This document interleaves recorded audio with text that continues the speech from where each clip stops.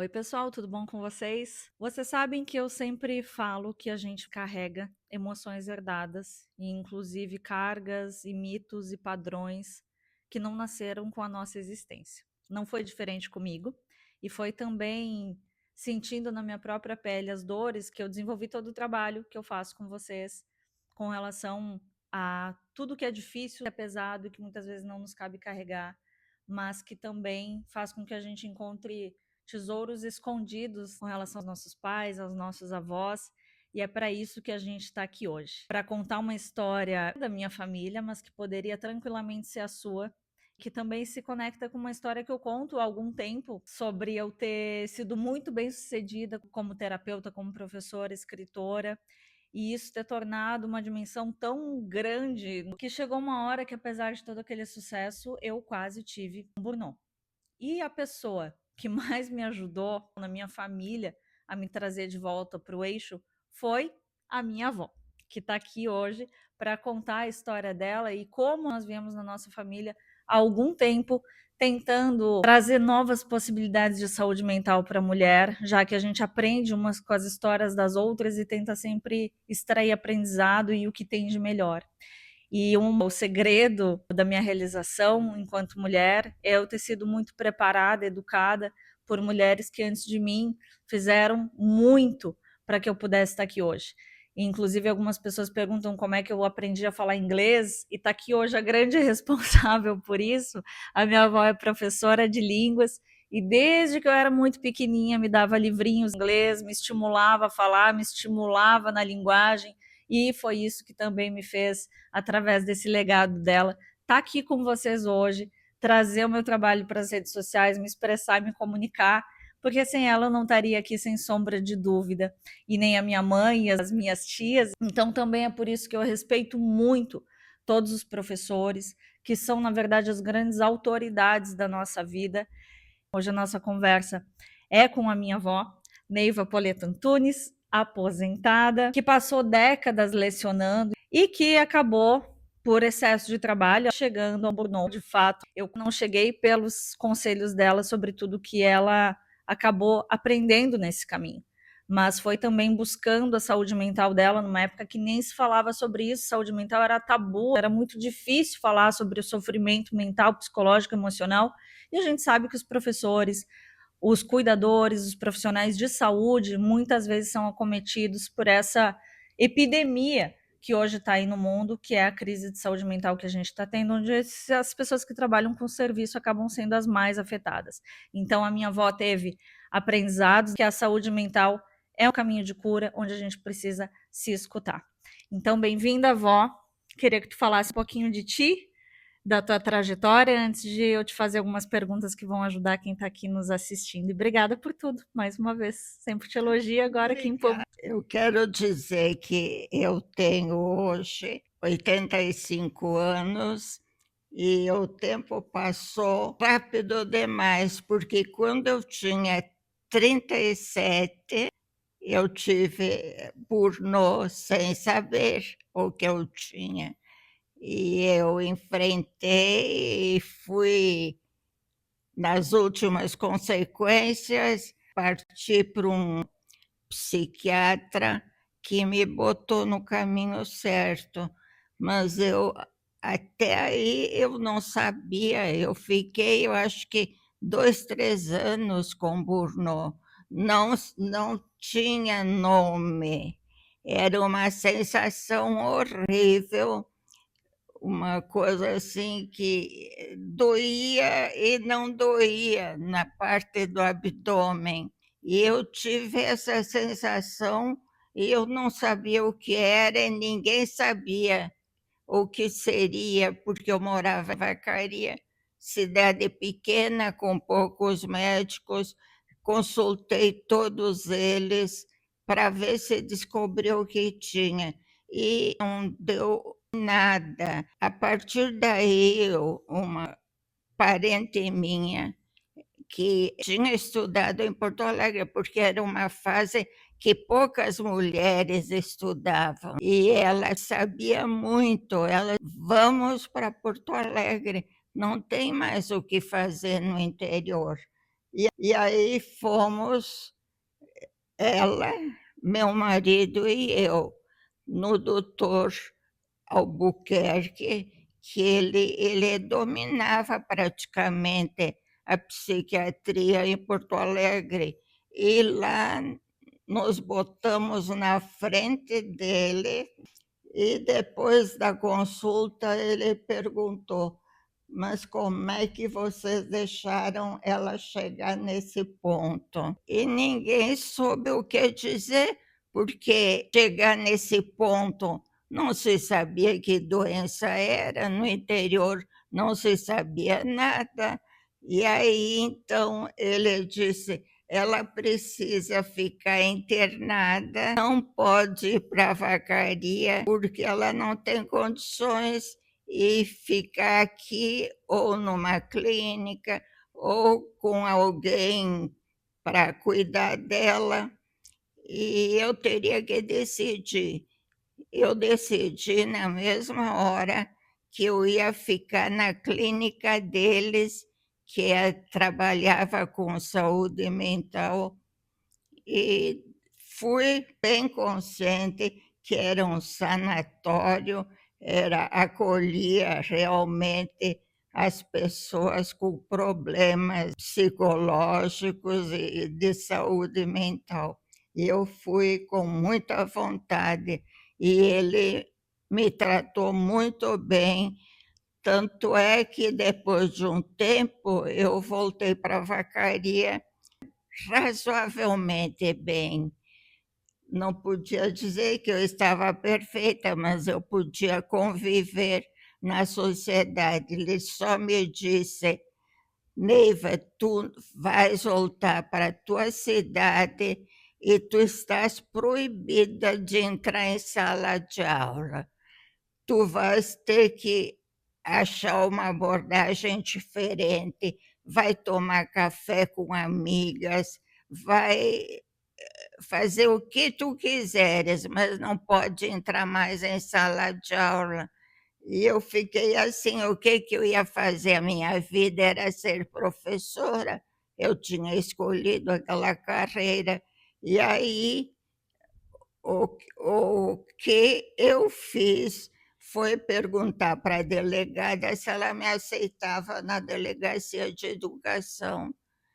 Ela logo disse: mas claro, eu te conheço a vida toda, pode ficar aqui enquanto estiver em licença.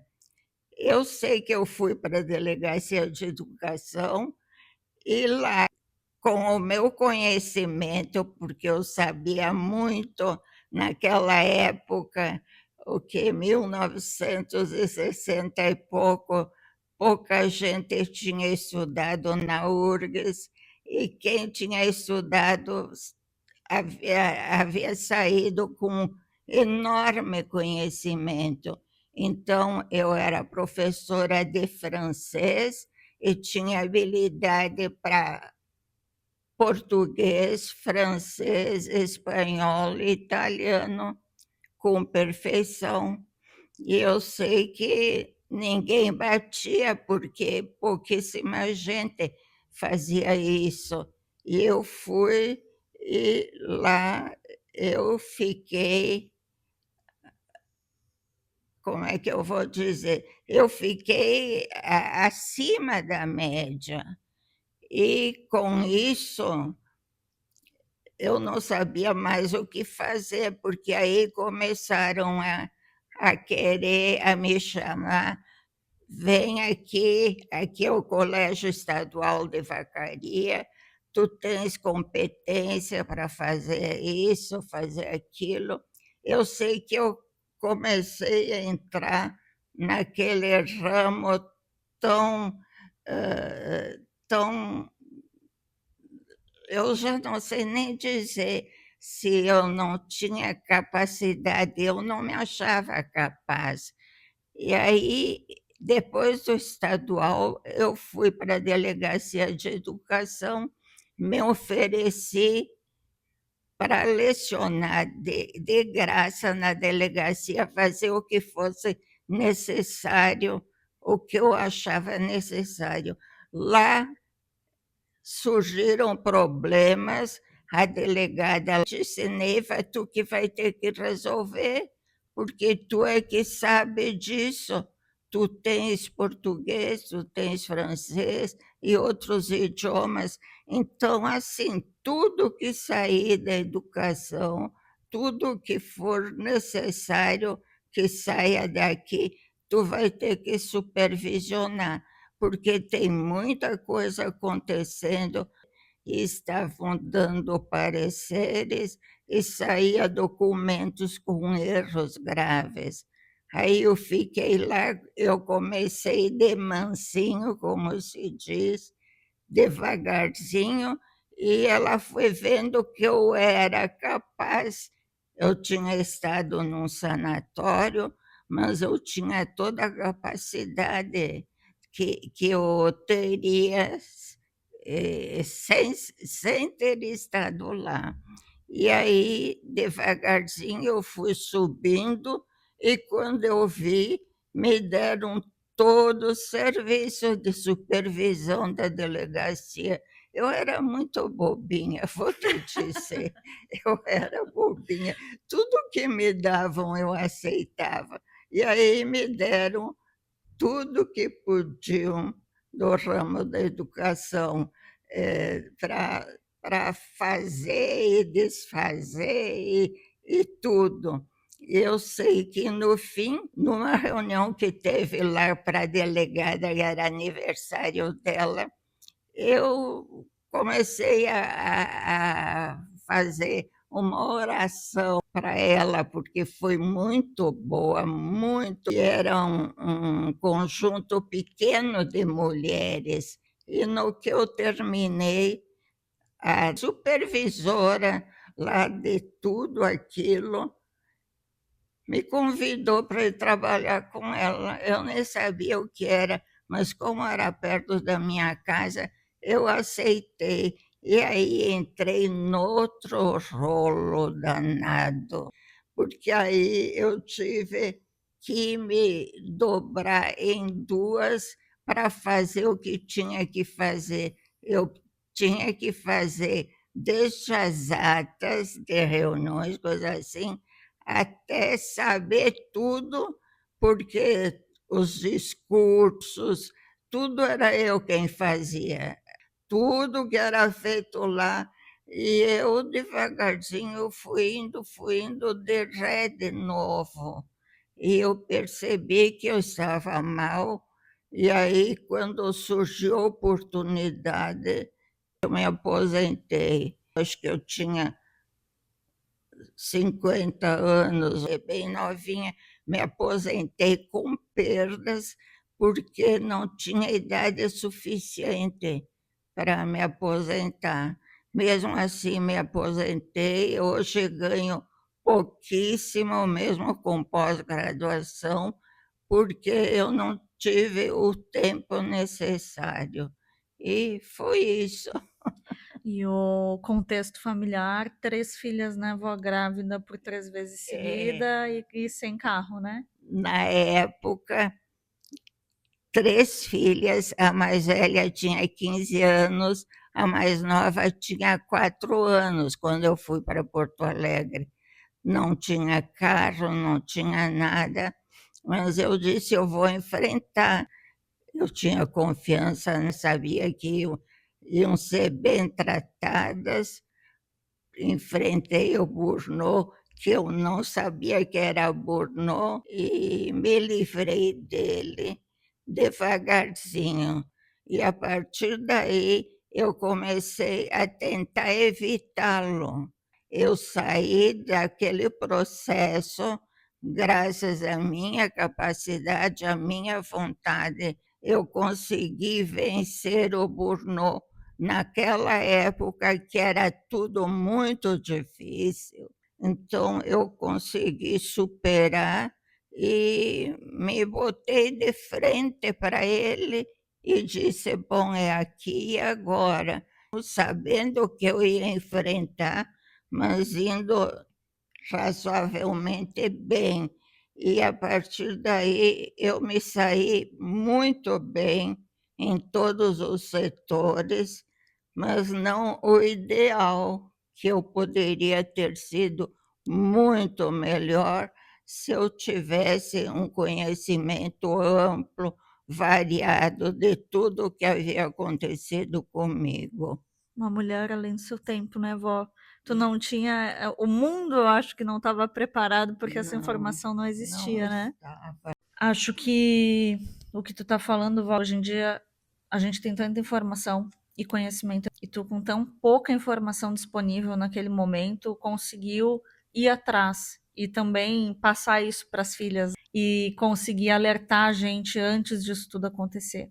Eu vejo que com as minhas clientes, alunas, ainda falta muito essa informação. A saúde mental, naquela época, era um grande tabu, e eu vejo que ainda é, como tu está falando, muitas vezes em cidades de interior, em lugares onde a informação não chega, ou então quando a gente cresceu num ambiente onde é um problema, a gente dizer que não aguenta mais. O que que tu diria que é o momento onde tu percebeu que aquele cansaço, aquela exaustão não passava, e onde que tu percebeu quais eram os sinais de que aquilo não estava mais normal? Bom, desde o começo eu sabia que não estava normal, só ninguém conseguia identificar.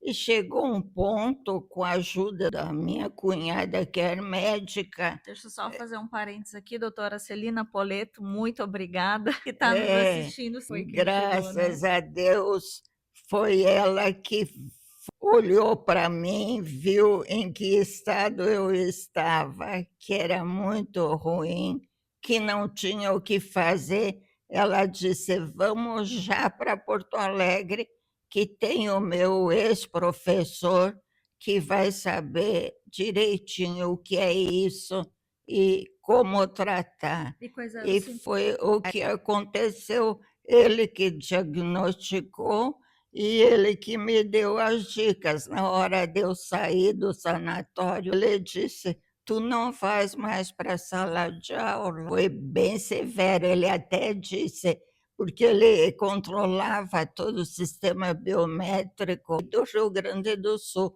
Ele tinha a capacidade de dizer: eu te aposento se tu fores. Eu fiquei com medo e decidi que eu não ia mais entrar na sala de aula. Foi Porque, isso. como dizia também uma professora minha avó, e eu também já tendo dado aula, a sala de aula é uma cachaça, né? A gente odeia, mas a gente ama e fica viciada, porque é muito bom. Mas a É, gente tem que saber a hora de parar. E quais eram os sintomas, vó?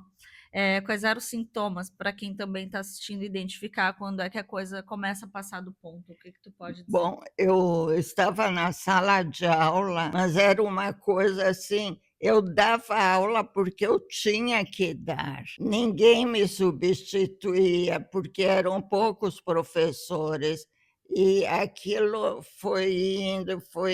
E quando eu vi, eu estava quase prostrada lá na frente dos alunos. Por um triz que eu não cheguei no ponto que eu falei para ti tantas vezes: Dani, não deixa nunca chegar no ponto de ser demais, porque aí não tem volta mesmo. Até hoje eu tomo antidepressivo, eu tomo ansiolítico, eu tenho que fazer tudo o que eu preciso fazer para poder me manter, e mesmo assim eu continuo com a doença. Pois é. Esse é um caminho sem volta, gente. Se vocês identificam aquela exaustão, não chamem isso de procrastinação, não chamem isso de preguiça, não chamem isso de loucura. Contem para a família. Na época do meu avô, da minha tia, disso tudo, não existia essa informação toda que a gente tem. Então, conhecimento é poder, e que a gente possa também se olhar e comunicar, porque existe o sofrimento silencioso e a falta de nomear isso para quem está ao redor para pedir ajuda. E isso é outra pergunta, avó. O que, que mais te esgotava no trabalho que ninguém ao teu redor percebia? Que era uma coisa que só tu lidava? É, eu tinha um problema também, que eu era muito dócil com os alunos. Eu nunca botei aluno para fora da sala de aula, E eu contornava, porque eu dizia: "Bom, é minha obrigação tê-lo aqui presente e tentar cuidar dos problemas dele, né". Então eu não despachava aluno. E isso foi muito grave, porque tem o bom aluno e o mau aluno. O bom aluno, ele te compensa tudo aquilo, e o mau aluno leva a classe inteira com ele.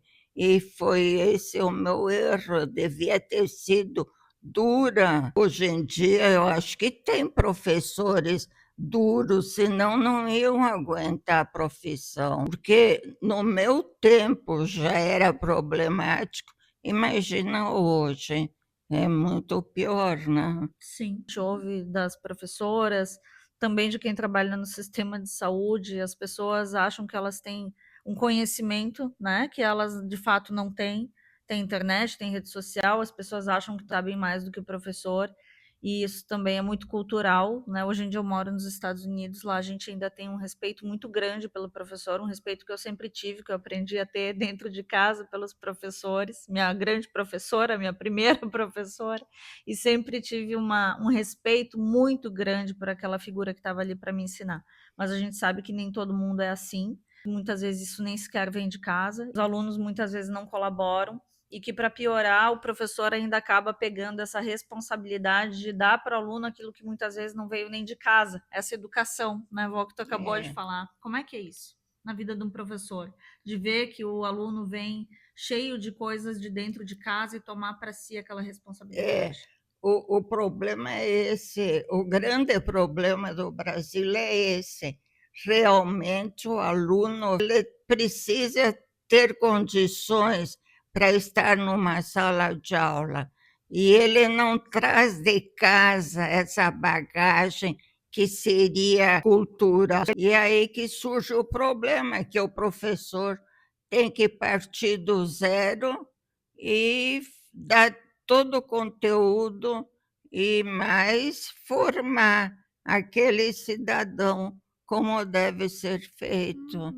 Tá aí uma dica, ó, para as escolas fazerem um treinamento com os alunos, uma depuração, para que eles aprendam a se portar em sala de aula. Talvez isso seja uma forma de começar a ajudar a mudar a cultura, né, vó, de ter educação É, e respeito. eu acho que seria uma forma, porque eles chegam na sala de aula, se o aluno é desrespeitoso, ele vai ser sempre, a menos que freie ele. Então, ele precisa de uma educação diferente, para que ele possa conviver com os colegas e não bagunçar, como eu diria, porque um aluno que é mau aluno, ele te leva ao extremo, ele bagunça, ele faz o que ele pode para atrapalhar a tua profissão. Ele faz de tudo e ele não tem capacidade de reagir em contrário.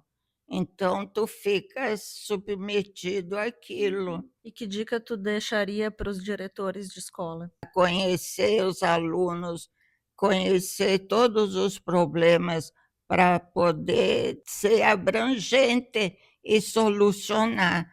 Poucos são os que não fazem isso, poucos. E o que que tu acha que ajudaria eles hoje em dia com as crianças? Eu lembro de tu ter falado assim, até para as crianças da família, tu sempre falou a necessidade dos pais se envolverem e estarem olhando seus filhos de perto. Como tu vê essa aproximação dos pais com o professor, do diretor? Como é que essa rede, com toda a tua experiência, tu pode dar uma dica sobre como melhorar a cultura de uma escola para que o ensino realmente seja passado com qualidade? Olha, a educação aí começa do zero. Tem que formar devagarzinho os pais para compreenderem que os filhos vão depender deles na escola. Eles que vão saber o que o filho precisa, o que o filho faz. Eles vão saber tudo no contexto escolar. E aí é que vem o problema. A escola está preparada para receber esse contingente de pessoas, eu creio que se começarem devagarzinho, eles vão ter sucesso, mas tem que começar.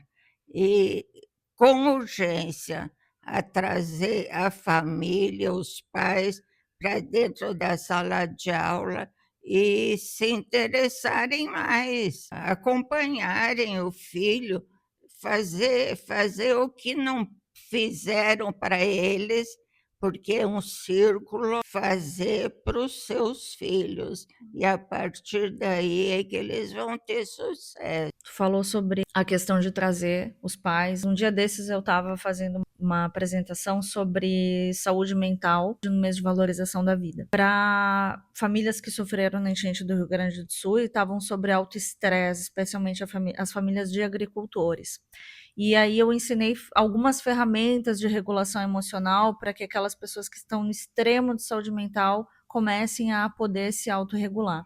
E para minha surpresa, no final dessa apresentação, uma das pessoas que deixou um comentário era um menino de 13 anos. E ele disse assim: que encontro legal, esse conhecimento deveria ser ensinado nas escolas. E aí eu lembrei da importância da saúde mental e de tudo que a gente sempre conversa mais uma vez. Isso. Quero te perguntar como é que tu vê a importância também dos pais perceberem também o seu esgotamento numa vida tão cheia de demandas, onde muitas vezes eles já estão com a carga de trabalho até o talo, os professores também, e todo mundo já está no limite. Qual é a tua visão sobre a necessidade de inserir algumas noções básicas de saúde mental nas escolas? Eles têm que começar devagarzinho, não há outro jeito. Começar galgando conhecimento, não é de sopetão tu botar eles na sala de aula.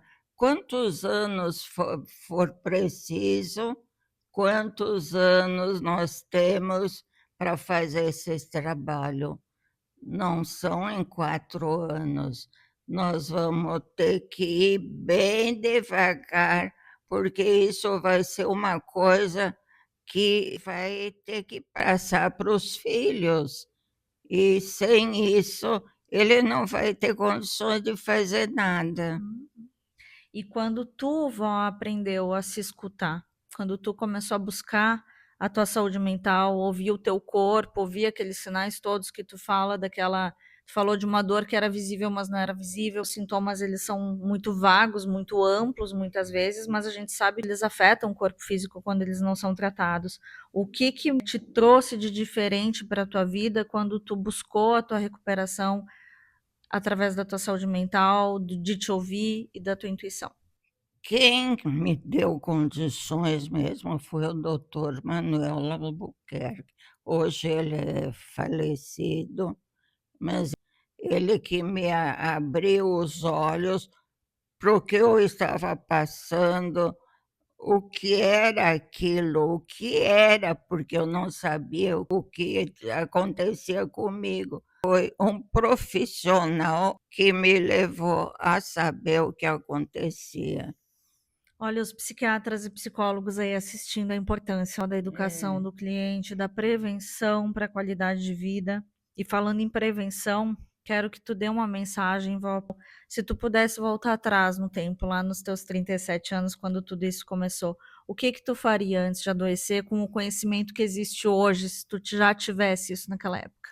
Se eu tivesse naquela época tanto conhecimento, eu ia fazer, em primeiro lugar, me curar, e depois eu ia transmitir para os outros, curada. Foi uma surpresa para mim aquilo, e eu não tinha condições, assim, reais de abordagem. Então, era isso que precisava, que naquela época tivesse conhecimento para me livrar disso. E aí ensinar os outros.